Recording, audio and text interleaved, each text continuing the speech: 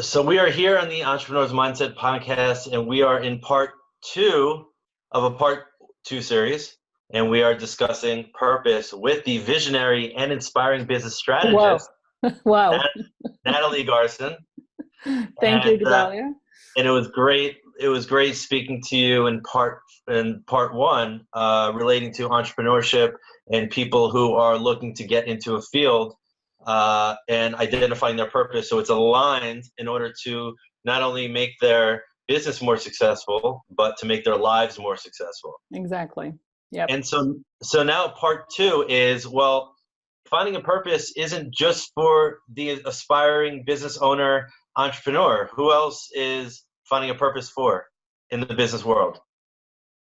Well, actually, it's good that you're asking that question, because some of our entrepreneurs, some of our people that are listening are probably already seasoned entrepreneurs, right? And they already have a business. And so looking for your purpose doesn't happen on command. It's not something that you decide, oh, I'm going to do it between, 39 and 40, it happens when it happens. And so you could be already on the business journey, being maybe even successful, and have that question, just like it happened to me. And so, yeah, I think that you're right. It could happen also to people that are in the process of, getting their business to another place, and they're still asking themselves the questions, for sure. So you have a business who's gotten over the 5-year mark of, and they're still in business, they're earning revenue, they're successful. Right. But maybe the passion is not as present as it was in the beginning. Would you be able to say that there's maybe when people lose their passion, how is it connected to purpose? Is it connected at all? Well, it's a very interesting phenomenon that I think people would relate to as what we call the burnout. Okay, have you ever heard someone say, I'm in a burnout? Now, this is a very serious matter. People say it sometimes, very lightly, like I'm in a burnout. But some people are really, and I've had people that came to me that were really in the burnout, meaning like they cannot function in their business anymore, because either it's too overwhelming, or they feel that they're not aligned anymore, or it's not, it's not what they want to do anymore. And it's a problem, because when you have a job and you're employed, if you don't like it anymore, you can quit. It's not easy, but you can, and find another job. But when you're an entrepreneur, you have money invested, you have debt, you have loans, you have to pay, the bills at the end of the month. So it's a question like, what do I do with this burnout? And yes, it happens. And I have people that come to me after 5, 8 years, even 10 years of being in business, and don't feel the connection anymore and have to fake it. And especially when you work with people in the service industry, it's something that is very difficult. And so, yes, you can lose your passion. Yes, you can lose your passion, you can lose interest. And what I was going to say is that, we think that actually there is a question whether we have one purpose in life or many purposes. How does it work really in the purpose world? Well, I'm from the people that believe that you have more than one purpose. And so those people that come after a few years and lost their passion, it's probably because it's time to, what I call, recycle you're born to do, to find out what happened to the original passion, and to see how we can translate it into something else, because you've become maybe a new person, you have evolved. And so, yes, this is definitely something that can happen. That's interesting, because you say when a business person evolves, and they should, I mean, that's normal, right? But we also spoke in the first part about purpose, is that the purpose is such a deep intrinsic feeling that somebody might have, that they have just a mission in life to do. And so the business owner actualizes it in the service or products, whatever that they do, they sell, that is in line with it. So if somebody is evolving, and the vehicle in which they're going to their mission is not evolving with them, that's the imbalance. No, that's the imbalance. So how do you make sure? So how does a business owner who starts with a purpose and a passion and such enthusiasm, how do they maintain and sustain and upgrade and evolve their vehicle along with their core purpose, their mission? No, that's a great question. Well, actually, it depends how they started in the beginning with their business, because sometimes we are blessed that we have the intuition of our purpose and we go ahead and do the business and we're passionate from the beginning, but we didn't have to work for it. We didn't have to really search it. We just received it. We just, we have a passion. We know, you meet people like that. They know their vocation. They know their purpose. They don't need to look for it. Now, this is, again, the good and the bad news, because the good news is that they're going to be able to do great business in the beginning because they're going to be aligned in everything. But the reason that it might be a little tricky at some point is that because they didn't go through the process of looking for their purpose, they might not know what to do when it starts to go away. And so, again, I'm going to take to compare it with a couple. If you fall in love and you have, everything is obvious, you have nothing to do, you just know this is the one, and you get married. When things start to go a little bit difficult, then you don't know what to do because you never worked on your relationship. So it's the same with the purpose. If it comes easily to you, enjoy it while it lasts. Enjoy it, because you're going to be connected organically and naturally to your purpose. Once you start asking questions, once it's about, well, I don't enjoy what I'm doing anymore, and you see the signs, you see the symptoms, right? Or I don't feel like doing it anymore, but I have to because I have to make a living, right? Or I wish I could go to the next level, but I don't know how to do it. Well, that's exactly where a business coach, and here I'm going to not the purpose, but the business coach can help you make room. Like, for example, hire people that would do what you don't like to do anymore, so that you can start looking for your next purpose, so that you can start looking for your next passion. Because, thank God, we're human beings and we're dynamics. We're not static. We're not like, I'm going to be the same person my whole life. I call this the spiral. We are on a spiral journey. So we always revisit the same themes, but at different levels. And so if I'm ready to go to the next level of my main theme, well, let's take your example we had in part 1. You said, if I want to heal people, right? And then I discovered that I want to be a psychologist. I actually have a client like that. And I'm a psychologist for 10 years. Great. But then I'm so successful that I have so many patients that I cannot take them anymore. And I also have the burnout because, I don't have time to breathe, right? Well, what I'm doing with this patient, with this client now, is that we're opening a center. We're opening a center so that she can hire therapists that are going to do the job that she was doing before. And now she's switching because she's going to be the visionary and the leader of the center. So her purpose evolved. And that's what's amazing about being an entrepreneur, is that if you give yourself the means, meaning investing the time, investing the money, doing the research, doing everything you need to do, well, you can evolve with your purpose, and you can give someone else to do what you've been doing until now and go on to your next journey, to your next purpose, to your next dream. That's what's beautiful about having a business. Right. So it's interesting, because somebody who wants to go and help people, their purpose isn't to say, I only want to help 50 people, right? They want to help as many people as possible. Right. So when you're saying that the psychologist who's working with people and helping them is now evolving into creating a center, essentially she's realizing that her vehicle is not large enough. The capacity is too tight, so she needs to create a bus now instead of a car. Exactly. Yeah, you got it. Exactly. So her purpose doesn't change, because in the beginning she never defined her purpose as helping 50 people. Right. Her purpose was, so I think that the evolution of the purpose, if I understand what you're saying correctly, is not necessarily that it changes. It's that the vehicle changes. Is that the more you do, the more you grow, the more you have to pivot, but you're still on that road and you're still going in that direction. Yes, that's true. And I would translate what you just said in business terms, which is making your business scalable. Okay, we all heard about making your business scalable. Well, this is the secret. The secret is when you take your purpose the next level. Okay, scalable is just a fancy word to say, like you said, I'm going to change my vehicle. But there is something that happens in the mindset. And this is where, the name of our podcast is The Entrepreneur's Mindset. This is where we go to the mindset of the entrepreneur or maybe not even the entrepreneur, the therapist. They saw themselves as a therapist, that someone who is going to help people. Now, in the beginning, you say, I want to help as many people as possible, but you don't even dream that you're not going to have time in your calendar for people, because you don't dream that, right? And so in the beginning, you see yourself on the one-on-one. This is your dream. You want to get to the one-on-one and help the person deep.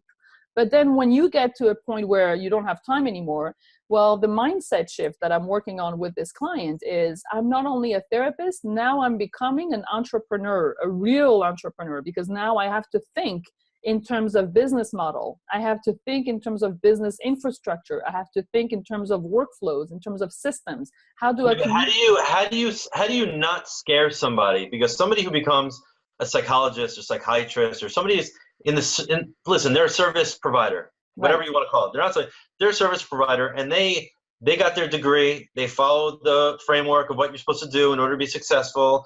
And now it's a lot easier for you to speak to them about creating a business because they came to you, right? So they're already open to it. But if you go to a complete stranger who's a psychiatrist, who has a waiting list, and she's great or he's great and everybody loves them, but their lifestyle and their quality of life is hurting for it. If you were to go to them and say, listen, I can help you, you need to become an entrepreneur or a business owner, what do you think that their first reaction is going to be? Well, I cannot do that. You're right. I cannot do that. I cannot tell them to feel a need if they don't feel it.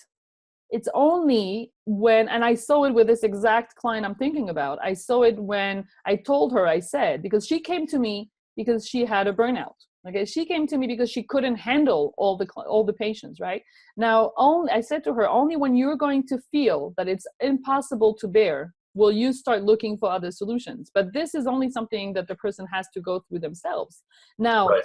This is where the purpose comes in also, because, and this is where the purpose sometimes is bigger than us. We thought that the purpose that we had, or in this case of those clients, they thought that the purpose was to help 50 people.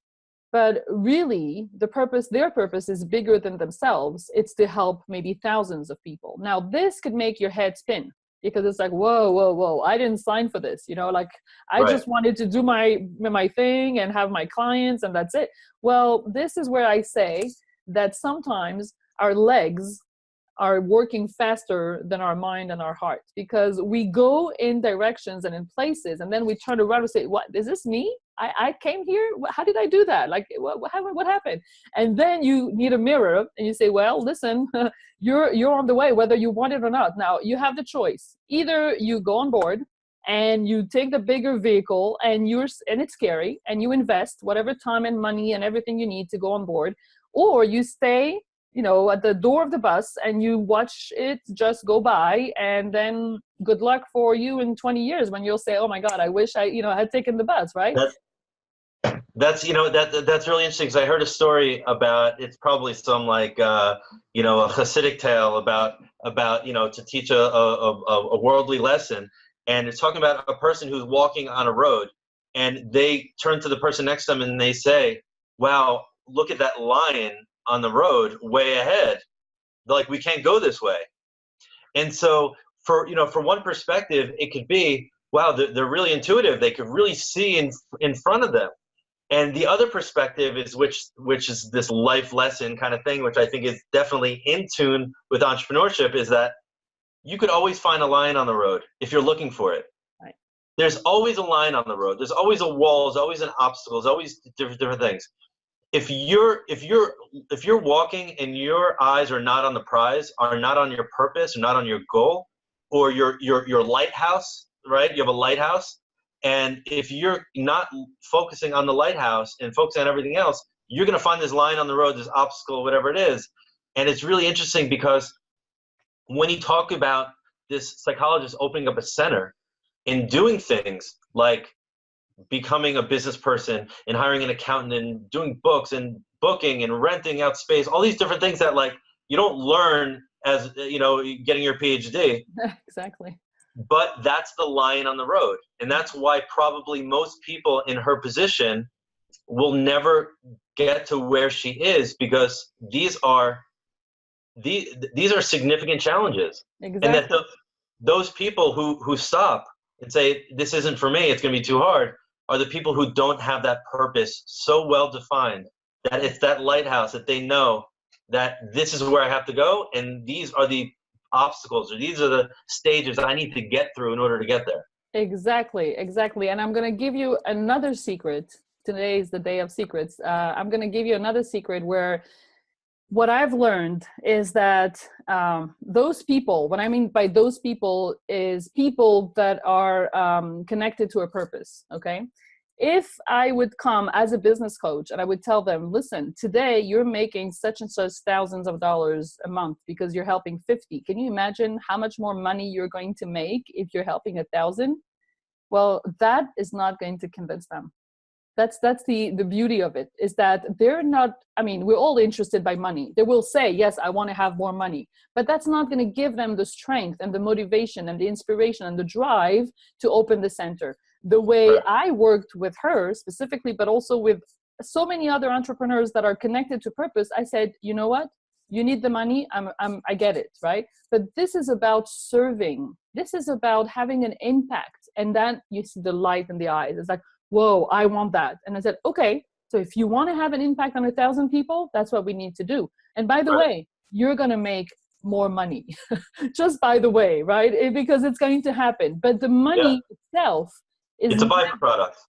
Exactly. The money itself has surprising and, you know, sometimes we think that we do things for the money, but the money itself is not enough. It's because she wanted to impact thousands of people that she's going to go through the process, which again, I mean, we're talking about the result here, but the process is pretty difficult. It's investing money.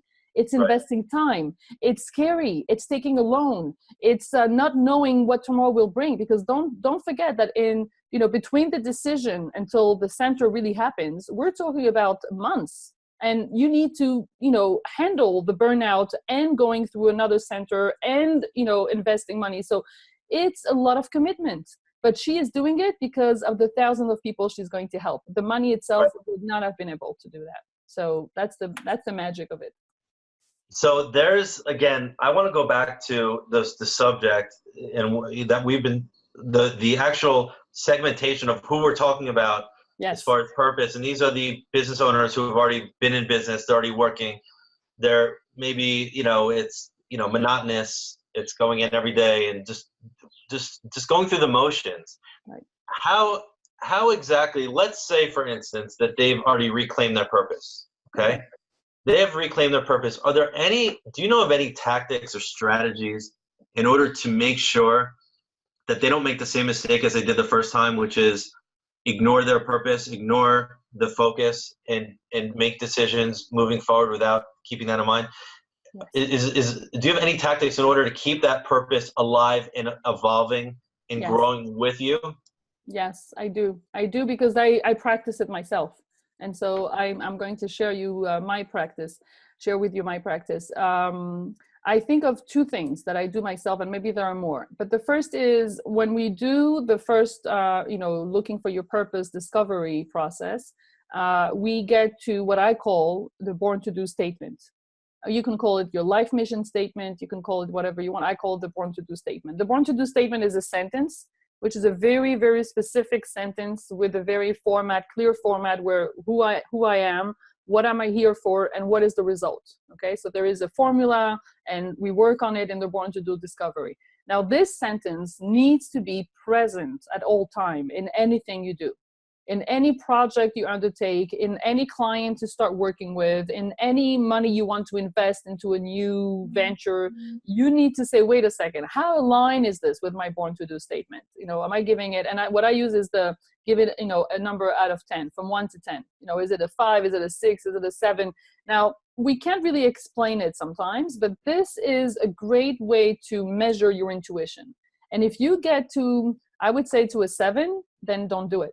Don't do it. Don't work with that client. Don't go with this project. Don't start this new, you know, venture, or, you know, don't work with this partner, because if it's not aligned with your Born to Do statement. Now, if you revisit the Born to Do statement and you see that it's not aligned anymore with who you are, then you know what? Then maybe it's time to redefine your Born to Do statement. And maybe it's time to say, you know what, maybe I need to, instead of measuring my new project, I need to reconsider changing my born to do statement. That's the one tip that I would give. The second tip that I would give is to do meditations.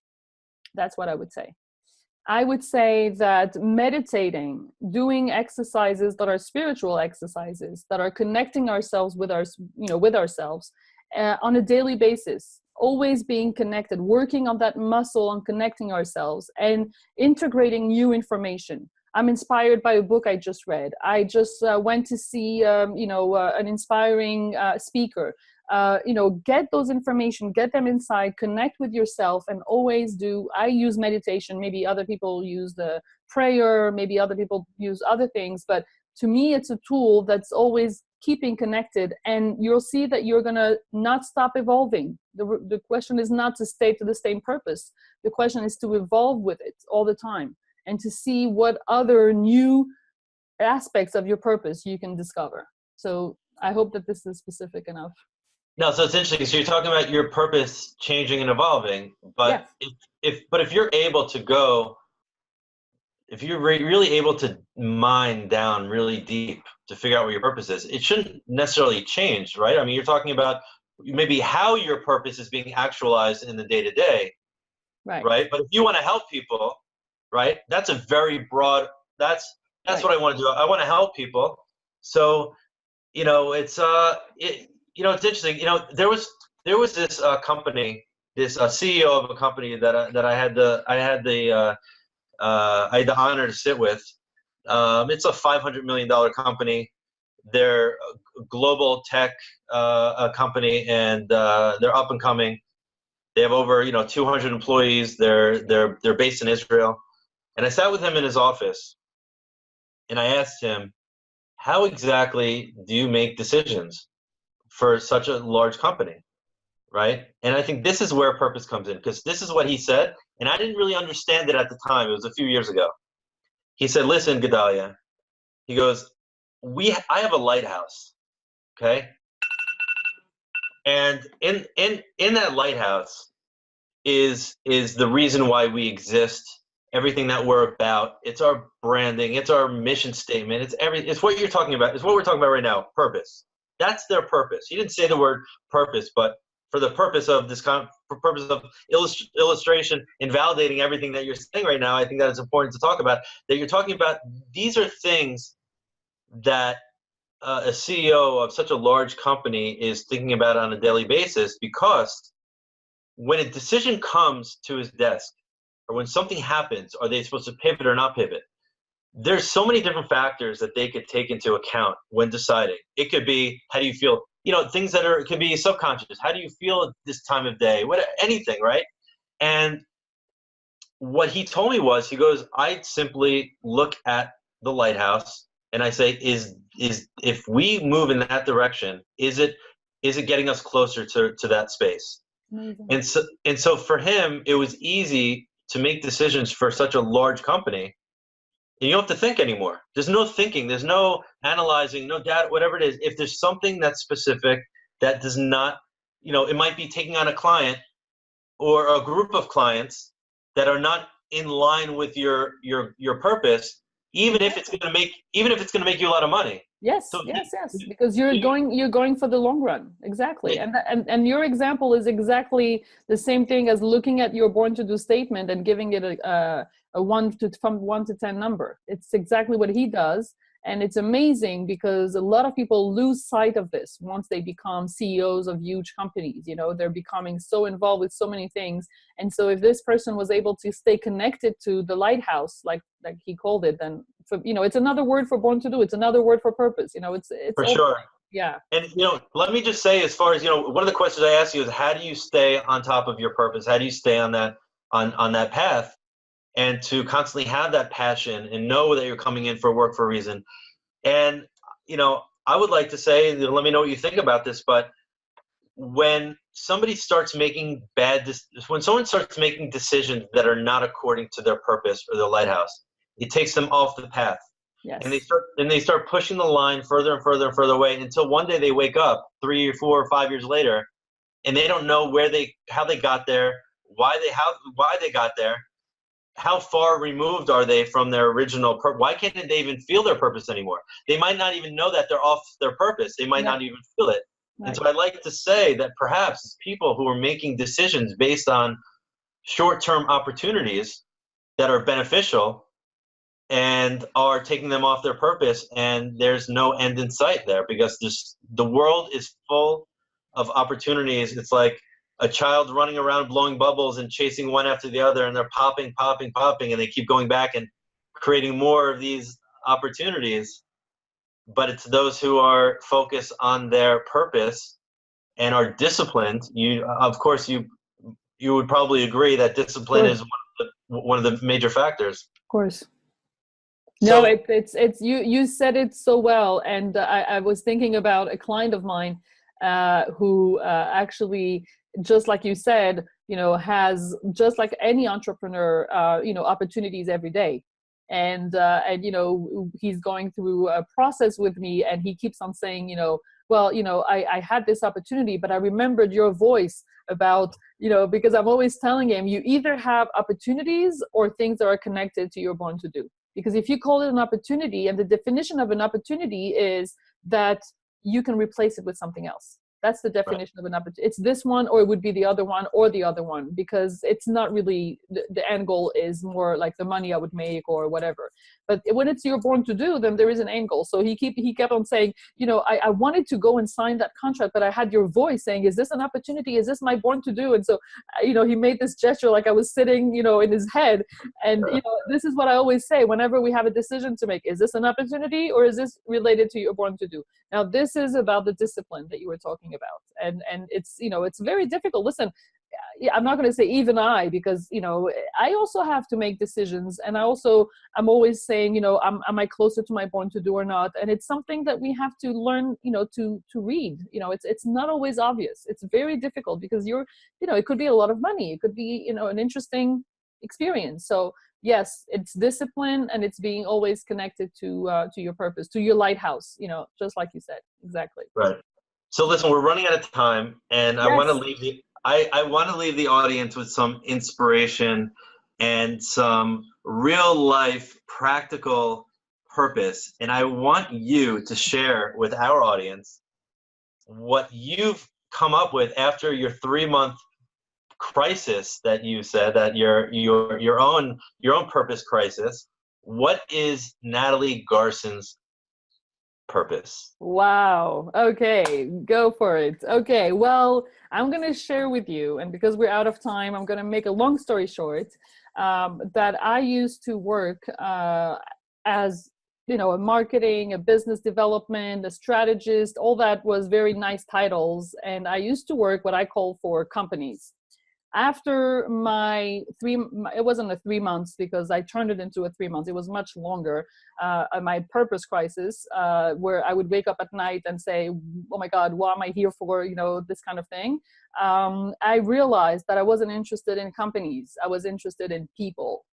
And so that was the big switch. Now you might say it's nothing, but it turned my whole everything, my branding, my company, the way I describe myself. And so I decided to focus on the entrepreneur, not on the companies. And so that's why I went for solo entrepreneurs. And that's why I went for, it's what I call the personal development of the entrepreneur, how to become a better person, a more fulfilled person by discovering your purpose, and then as a consequence becoming a better entrepreneur and a business owner. So my born to do, to answer your question, my born to do is to inspire and to help more and more and more people, and more specifically entrepreneurs, to come closer to their born to do, so they can step into their greatness and realize the mission that they're supposed to do on earth in order to contribute to the world. So there you go, Nathalie Garson. Her purpose is to find other people's purposes. Yes, and to help them aligned with, the rest of what they have to do. And yes, that's my passion. That's what I do. So you're changing the world one person at a time, because we all have such power in this universe. As long as we're aligned in it, with it, we could do amazing things. Thank you so much, Nathalie. Thank you, Gedaliah. Thank you very much. It was great talking to you. It was really great, everybody. Thank you so much for tuning in to The Entrepreneur's Mindset. podcast, and we will be out, and we'll see you soon. Bye bye. Bye bye.